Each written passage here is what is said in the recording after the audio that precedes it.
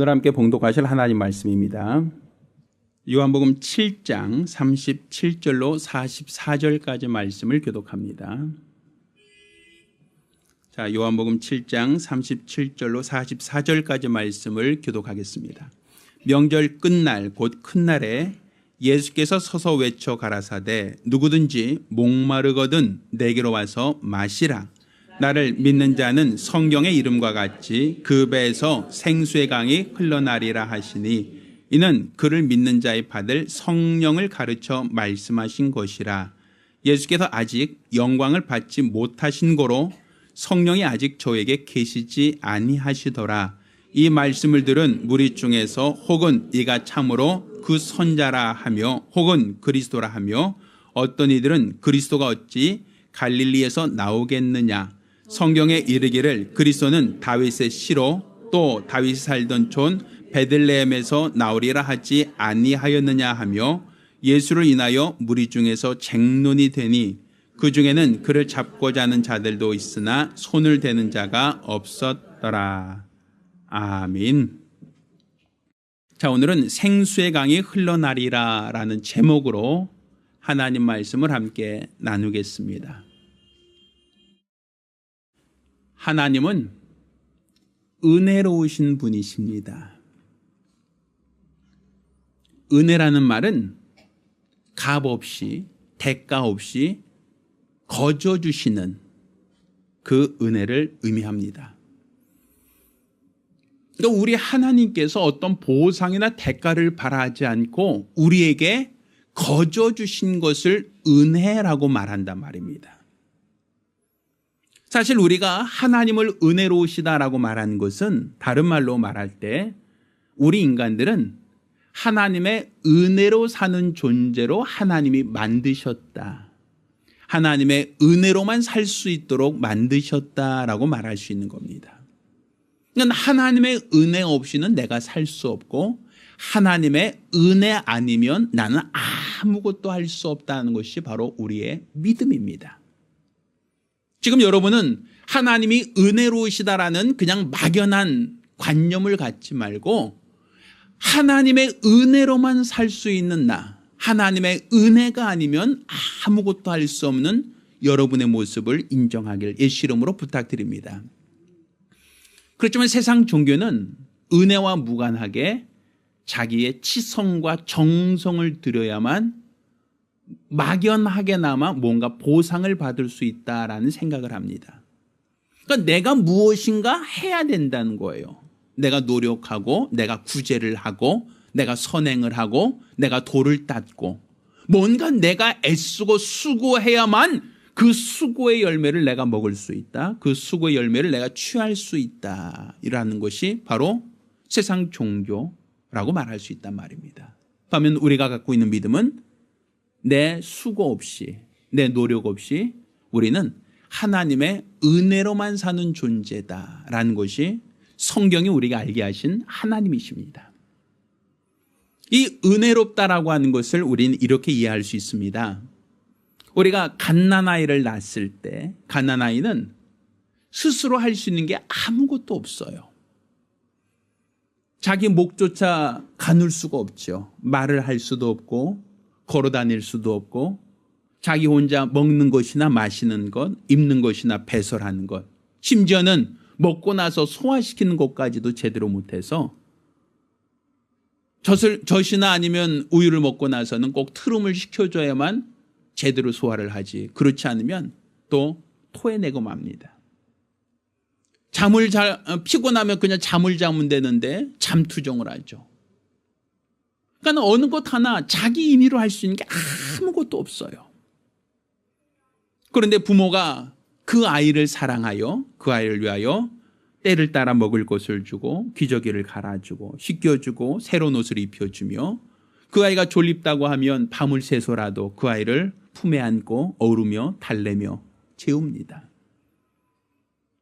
그 아이가 아프면 밤새도록 그 아이가 열이 떨어지도록 약을 먹이고 병원에 데려가며 그 아이를 위해서 애쓰고 수고한단 말입니다. 그런데 이렇게 애쓰고 수고한 다음에 그 아이가 나중에 야, 너 분유값 얼마, 기저귀값 얼마, 너에게 들어간 비용 얼마, 내가 1인 하루 노동 시급으로 따졌을 때 얼마 하고 아이에게 청구하는 부모를 거의 본 적이 없어요. 부모가 아이를 위해서 희생하는 것, 부모가 아이를 위해서 나눠주는 것을 당연하게 여기지, 그것을 내가 어떠한 보상을 바라고 애쓰거나 수고하지는 않는단 말입니다.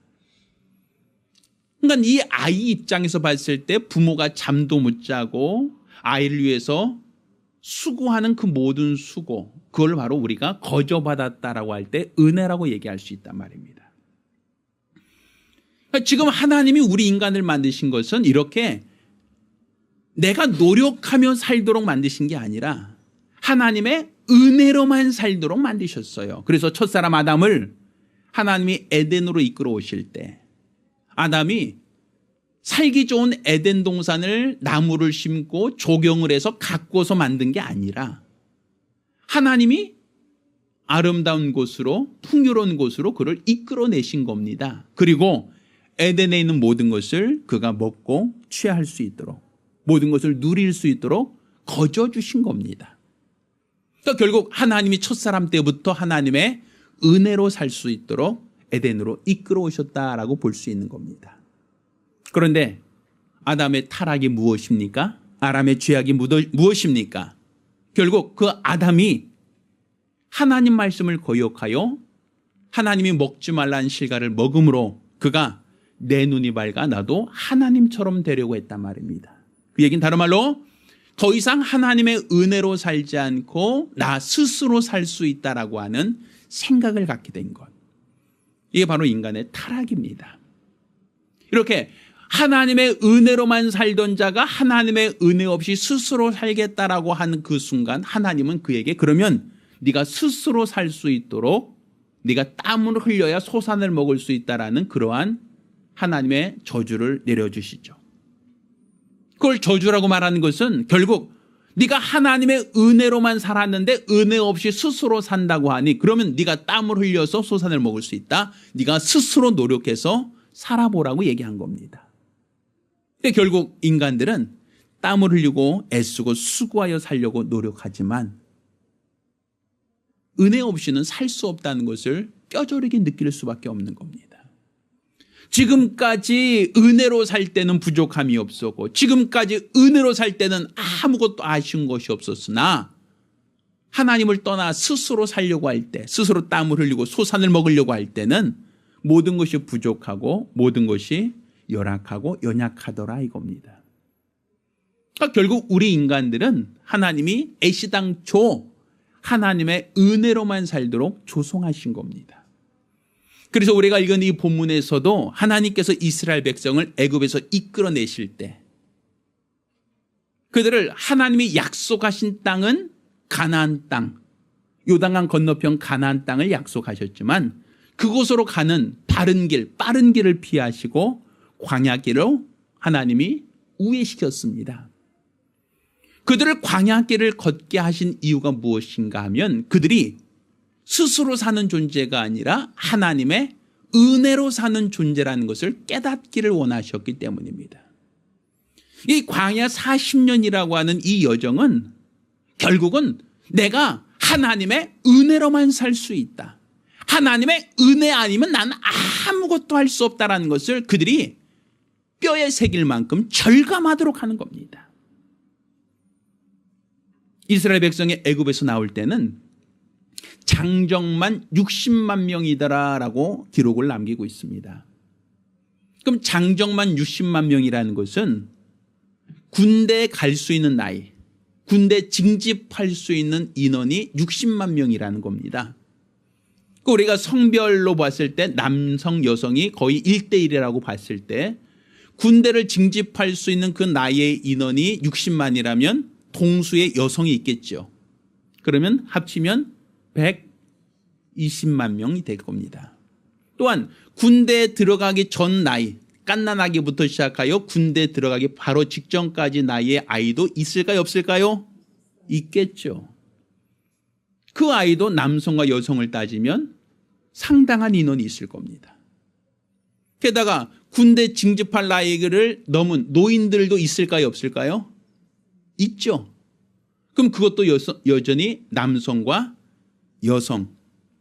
그럼 그렇게 따진다면 군대 들어갈 수 있는 사람만 120만이라면 그 나머지 인원을 2배로만 잡아도 240만이고, 만약 야곱처럼 그 당시 산하 제한을 하지 않고 뭐 12명씩 13명씩 낳던 그 시대를 기준으로 한다면 240만이 아니라 480만 아니면 그 이상도 될 수 있겠죠. 그냥 우리가 간단하게 그냥 한 500만이다라고 그냥 판단한다면 애굽에서 나올 때 그 많은 인원이 가나안으로 가는 여정 속에 하나님은 광야길로 우회시켰단 말입니다. 근데 문제는 이 광야는 사막이에요. 물이 없고 또 거기는 농사를 지을 수 없는 곳이에요. 그럼 물도 없고 먹을 것이 없는 곳에서 그들이 500만 명이 이동한다? 아니면 400만, 300만 명이 이동한다라고 한다면 어떤 일을 준비해야겠습니까? 군대에서는 병참이라는 게 있어요. 이 보급품 부대가 있죠. 그래서 훈련 나갈 때도 밥차 같은 것이 따라가지 않으면 훈련을 할 수가 없거든요. 그것도 우린 대대병력 움직이니까 그 대대 인원은 해당되는 만큼만 밥차가 오면 되는데 이스라엘 백성은 몇백만이란 말입니다. 최소 잡아도 240만, 많게 잡으면 500만 이상 될 수 있죠. 그럼 그 많은 사람들을 1, 2년도 아닌 40년간 먹여야 된다라고 얘기하면 어떤 지도자가 그것을 먹을 걸 조달하겠습니까? 또 먹을 걸 어떻게 조달했다고 합시다. 그러면 마실 물은 어떻게 조달하겠습니까? 그 당시는 생수차가 없었잖아요. 예전에 저희 동네 그 단수가 있었어요. 이 상수도 공사한다고 몇 시간 단수한다고 하니까 물이 딱 끊쳐요. 시간 되니까. 그러니까 물을 받아놨으면 괜찮은데 물을 받아놓지 않았으면 굉장히 고민되죠. 왜? 음식을 해먹거나 마실 물이나 아니면 설거지를 하거나 혹은 빨래를 하거나 청소를 하거나 다 물이 들어가는데 물이 없으니까 아무것도 못 하잖아요. 그러면 이제 물이 없으면 이제 그 다음 날쯤 되면 뭐가 와요? 물차가 와요. 소방차 같은 물차 있죠. 급수차가 온단 말입니다. 그럼 사람들, 동네 사람들마다 다 뭐 들고 나가죠? 물통, 바켓스 뭐 이런 거 다 들고 나가서요. 그래서 줄 서서 물을 받아서 당장 급한 대로 음식을 만들거나 마실 물이든 아니면 설거지든 아니면 화장실 변기물이든 뭔가 써야 되잖아요. 근데 그렇게 물을 조달해서 가져와도 사람들이 동네 사람들 줄 서면 한참 줄 섭니다. 그러면 그것도 한 동네가 뭐 몇백만 명씩 있는 동네는 아니잖아요. 그 당시 사막에서 몇백만 명의 물을 어디서 조달합니까? 어떻게 조달합니까? 어떤 지도자가 어떤 사람이 먹을 것과 마실 걸 단 하루 이틀도 아닌 40년을 어떻게 준비할 수 있겠습니까? 그런데 이스라엘 백성이 사막에서 광야에서 갈증으로 죽었다는 얘기가 없어요. 굶주려 죽었다, 영양실조로 죽었다는 얘기가 없단 말입니다. 그럼 그들이 애굽을 거쳐서 분명 가나안에 들어간 것이 이스라엘의 역사책에 있습니다. 그들의 역사예요. 그러면 그 40년간 그들이 어떻게 생존할 수 있었겠는가? 먹지 않고 마시지 않고 동면 상태고 있을 건 아니지 않습니까? 결국 그들은 하나님이 주시는 것을 먹고 하나님이 주시는 음료를 마셨습니다. 성경은 하나님께서 그들에게 만나와 메추라기를 내려주셨다라는 것과 또 반석에서 하나님이 물을 내어 그들로 마시우게 했다라는 얘기를 하고 있습니다. 이것은 내가 노력하여 얻는 게 아닙니다.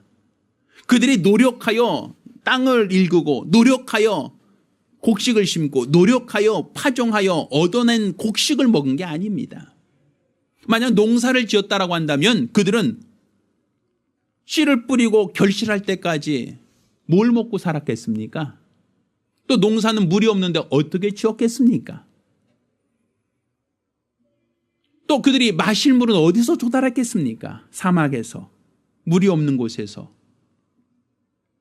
결국 그들이 하루하루 산다는 것은 하나님이 먹을 것을 주어야 살고 하나님이 마실 물을 주셔야 사는 겁니다. 내가 노력하여 땅을 파고 우물을 팠다라고 할 수 있었겠죠. 근데 그 우물에서 두레박을 내려서 사막에서 물이 나오는가도 사실 찾기 어렵지만 또 혹여 찾는다 할지라도 그 두레박을 내려서 물을 퍼 올린다면 몇 사람 먹겠습니까? 몇 사람이 마실 수 있겠습니까? 그게 몇백만 명을 마실 만큼 물이 나오는 우물이 있겠습니까?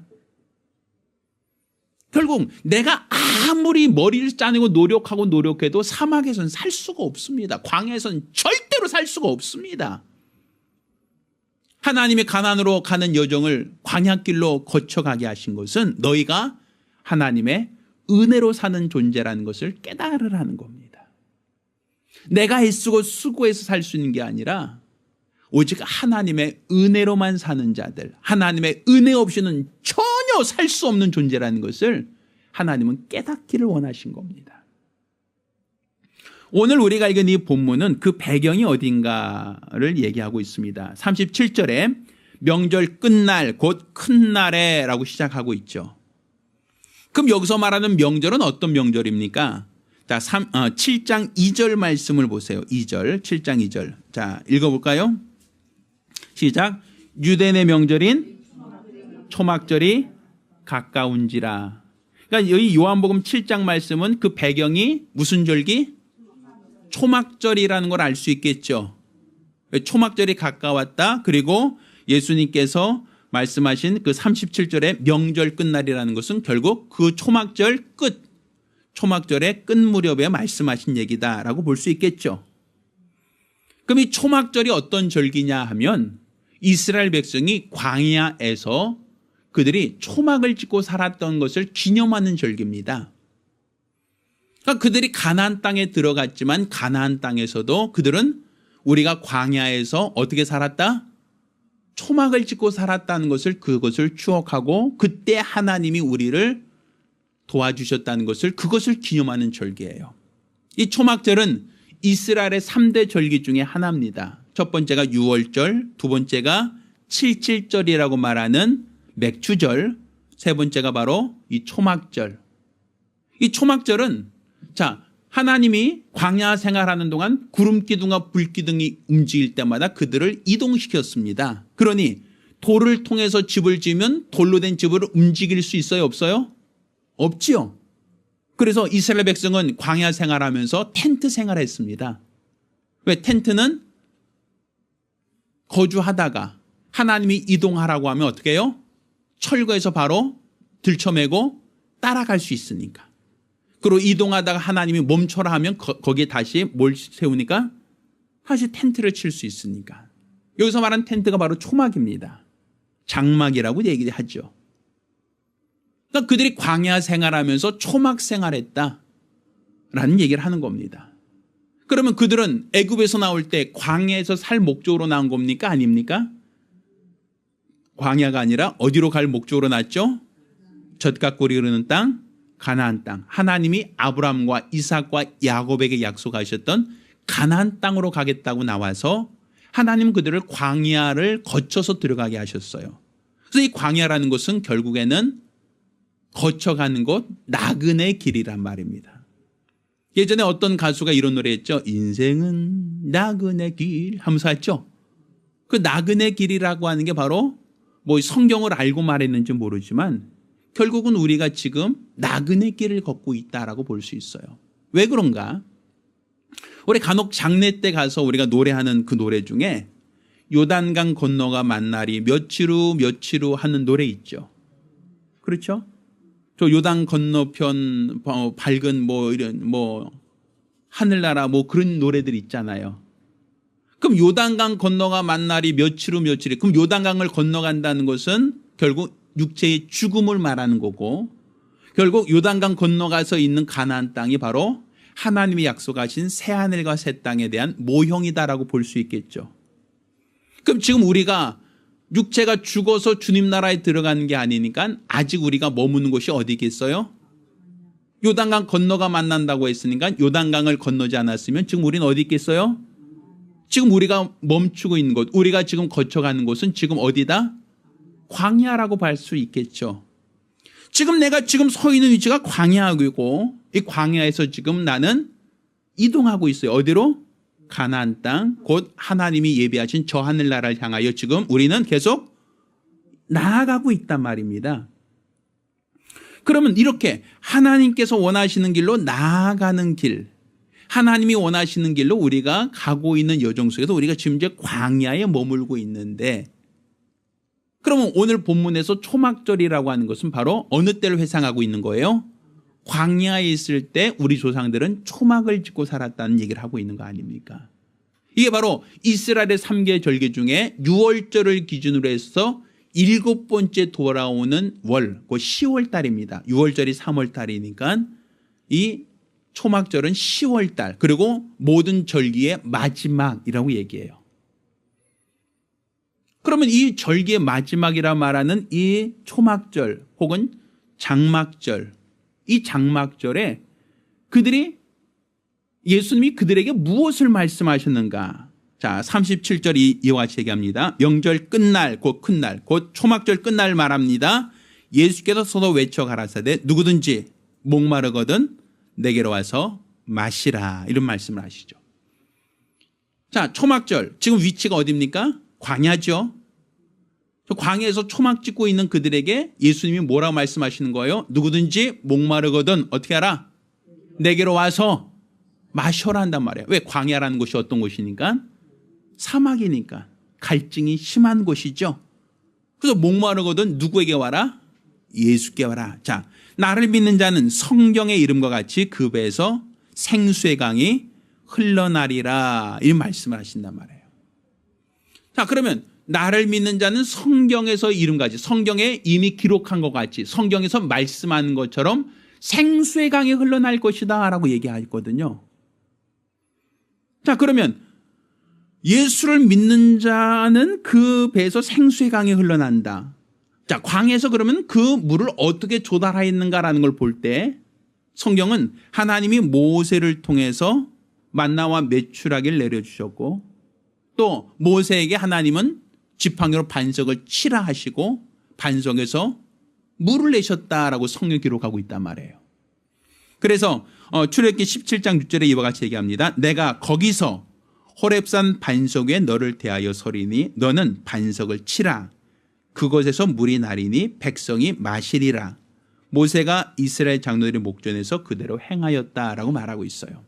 그러니까 하나님께서 반석을 치면 거기서 뭐가 나온다? 물이 나올 것이다 라고 얘기하고 있어요. 자, 그런데 이 반석을 쳐서 물이 나온다 할 때 그 물이 쫄쫄쫄 나오는 물로는 이스라엘 백성이 다 마실 수 있어요, 없어요? 수백만 명이 마실 수 없죠. 그럼 물이 얼마큼 나와야 된다는 얘기입니까? 그냥 쫄쫄쫄 나오는 물이 아니라 거의 시냇물이 될 만큼, 강물이 될 만큼 많은 물이 나와야 그 수백만 명이 먹을 거 아닙니까? 왜? 강이 흐르고 있으면 사람들이 강가에 가서 물을 마시거나 뜨거나 목욕하거나 씻을 수 있으니까. 그러니까 생수의 강이 흘러나리라라고 하는 것은 바로 반석에서 쳐서 나오는 그 물을 말하고 있단 말이에요.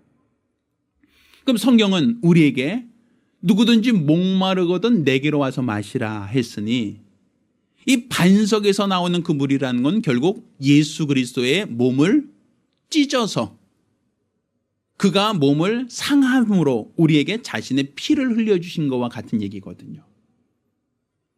그러니까 우리가 이 광야 같은 세상을 살면서 우리가 어디에서 물을 조달하고 우리의 갈증을 해결하겠는가? 바로 예수님께서 자신을 희생하셔서 자신을 내어주심으로 우리의 갈증을 해결시켜 줬다라고 얘기하는 거예요. 자, 내가 노력한 겁니까? 아닙니까? 내가 노력하여 그의 예수의 공로를 힘입은 겁니까? 아닙니까? 아니죠. 이거 역시 은혜로 주신 거예요. 하나님께서 그 아들을 우리에게 은혜로 주신 것이죠. 또 반석에서 물이 나오되 시내처럼 흘러서 생수의 강처럼 흘러서 그 건조한 땅 광야를 적시고, 이로써 많은 이스라엘 백성들이 그곳에 나와 물을 마시고 갈증을 해결할 수 있었죠. 자, 이것을 뭐라고 오늘 본문 얘기합니까? 오늘 본문에는 이는 그를 믿는 자의 받을 무엇이다? 성령을 가르쳐 말씀하신 것이다 라고 말하고 있잖아요. 그러니까 예수께서 상하셔서 그에게서 나오시는 그물을 성령으로 말미암아 우리 각각의 심령에게 공급해 주고 있다라고 얘기를 하고 있단 말이에요.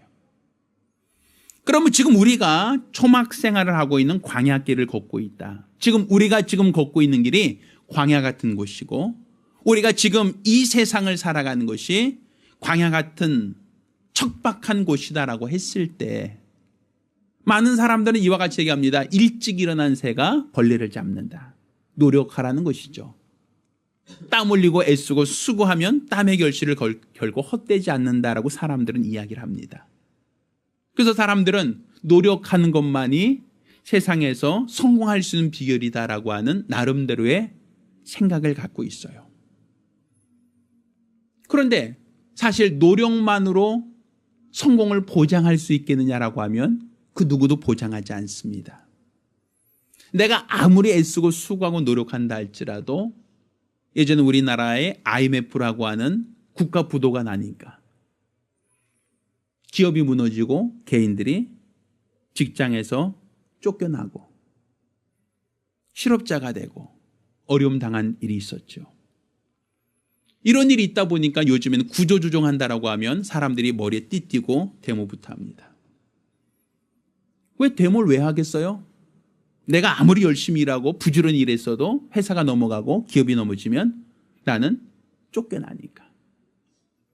그러니까 실업자가 되니까 고용보험, 고용 유지하라는 것이겠죠. 내 직장에서 쫓겨나지 않겠습니다라는 얘기겠죠. 결국 내가 아무리 애쓰고 수고해도 기업이 무너질 수 있다는 얘기입니다. 농사 짓는 분도 그래요. 열심히 모종을 사서 심어놨어도 비가 내리지 않고 한 달 정도만 비 안 내리면요 싹 죽어버려요. 내가 아무리 열심히 수고하고 노력한다 할지라도 날씨가 받쳐주지 않으면 거둘 수 있는 게 없어요. 또 비가 너무 많이 와도 농사 망칩니다. 또 병충해가 와도 어디 손 쓸 수 없죠. 그러니까 사실 많은 사람들이 노력하지만 그 노력이라고 하는 것은 한계가 분명 정해져 있어요. 이 광야 같은 세상은 인간의 노력만으로는 한계가 있다는 얘기입니다. 결국 이스라엘 백성은 하나님이 광야길을 걷게 하신 그 이유가 무엇이었습니까? 하나님의 은혜로 사는 자들임을 깨닫기를 원하셨기 때문입니다. 내가 땀 흘려서 곡식을 재배한 것이 아니었고 내가 땀 흘려 땅을 파서 우물을 판 게 아니라 하나님이 내려주시는 만나를 먹고 하나님이 반석을 깨뜨려 거기서 나오는 물을 마시게 하지 않았습니까? 오직 하나님의 은혜로만 사는 것을 그들로 깨닫게 하셨단 말입니다. 그러니 우리가 하나님의 은혜로 살려고 하고 있는가? 나는 은혜 없이는 살 수 없습니다. 나는 하나님의 은혜로만 살아야 합니다라고 고백하는 게 바로 우리의 신앙입니다. 하나님께서 우리에게 아들을 보내신 것도 우리에게 은혜를 베풀려 하시며 하나님께서 우리에게 성령을 부어주신 것도 우리에게 은혜를 더하시기 위함입니다. 왜? 내 임의로 내 스스로 이 광야 같은 세상을 이겨낼 수 없기 때문입니다. 성경은 우리가 사는 세상을 우는 사자처럼 삼킬 자를 찾고 있는 자가 있다라고 하는 말로 또 밤낮 우는 사자처럼 삼킬 자가 있는 곳이요 또 너희를 밀가부로도 청구하고 있는 원수가 있는 곳이다 라고 말하지 않습니까? 그러니까 우리가 사는 세상은 불뱀과 전갈이 있어서 지나가는 사람을 물고 그들로 쓰러뜨리려고 하는 이 세상입니다. 따라서 우리가 하나님의 은혜 없이는 내가 가야 할 길을 알지 못하고 하나님의 은혜 없이는 오늘 하루하루를 우리가 안전하게 보호를 받을 수 없다는 사실입니다. 과연 나는 하나님의 은혜로 살려고 하고 있는가? 하나님의 은혜를 알고 그 은혜를 감사하며 살고 있는가? 오늘날 성령께서는 우리 안에서 광야 같은 세상에 생수의 강이 흘러 넘치게 하시는 분이십니다. 그 안에만 부족함이 없다라고 얘기하는 겁니다. 시편 23편에는 복 있는 자를 설명하며 이와 같이 얘기합니다. 복 있는 자는 시냇가에 심은 나무와 같으니 시절을 쫓아 과실을 맺으며 그 잎사귀가 마르지 아니함 같으니 그 행사가 다 형통하리로다라고 말씀하시죠. 그러니까 복 있는 자를 말하면서 시냇가에 심기운 나무라고 얘기합니다. 왜? 사막이면 나무가 자랍니까? 못 자랍니까? 뜨거운 태양 아래서 물이 없는데 나무가 정상적으로 자라서 열매를 결실할 수 없단 말이에요. 말라 죽는다는 얘기죠. 어떤 나무라 할지라도 고사해 버립니다. 그런데 시냇가에 심기운 나무라면 그 뿌리에 계속 물이 공급만 될 수 있다면 그 나무는 뜨거운 햇살 아래서도 무럭무럭 잘 자랄 수 있겠죠. 또 때를 따라서 열매를 맺고 결실할 수 있지 않겠습니까? 우리가 광야 같은 세상에 사는 동안 생수의 강이 흘러넘친다 하였으니 그 생수의 강가에 우리가 머물러 있다면 우리는 광야에 있다 할지라도 갈증으로 고통당하지 않고 바로 우리가 생수의 강 그 옆에 있다면 우리는 거기서 나오는 어떤 곡식으로도 우리는 풍족하게 취할 수 있다라고 볼 수 있단 말입니다. 따라서 우리가 주님 나라에 들어가기 전까지 우리가 광야길을 걸어야 할 터인데 이 광야길을 걷는 동안 우리는 하나님의 은혜로만 사는 자들이라는 것을 깨닫기를 예수 이름으로 부탁드립니다. 나는 은혜 없이는 살 수 없습니다. 나는 하나님의 은혜로만 사는 자들입니다.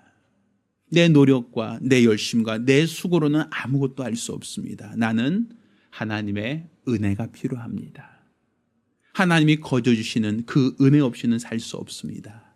이런 믿음의 고백을 하며 하나님의 은혜를 사모하는 거룩한 성도 되기를 예수 이름으로 축원합니다. 우리 같이 기도합니다. 우리 같이 기도하실 때에 나는 은혜 없이 살 수 없습니다. 은혜 아니면 아무것도 아닙니다. 난 오직 우리 하나님의 은혜로만 살아가야 할 존재이오니 우리 하나님이 나를 주장해달라고 간절히 사모하며 한 목소리로 기도합니다. 할렐루야, 할렐루야. 우리는 은혜 없이는 아무것도 아닙니다. 오직 하나님의 은혜로만 살아갈 수 있는 믿음의 성도들이 되기를 부탁드립니다. 이제는 우리 주 예수 그리스도의 은혜와 아버지 하나님의 극진하신 사랑과 보혜사 성령님의 교통하시고 역사하심이 광야 같은 세상 하나님의 은혜로만 살기로 결심한 우리 모든 성도들과 가정들 위해 이제로부터 영까지 함께 있을지어다. 아멘. 우리 하나님께 영광을 돌리겠습니다.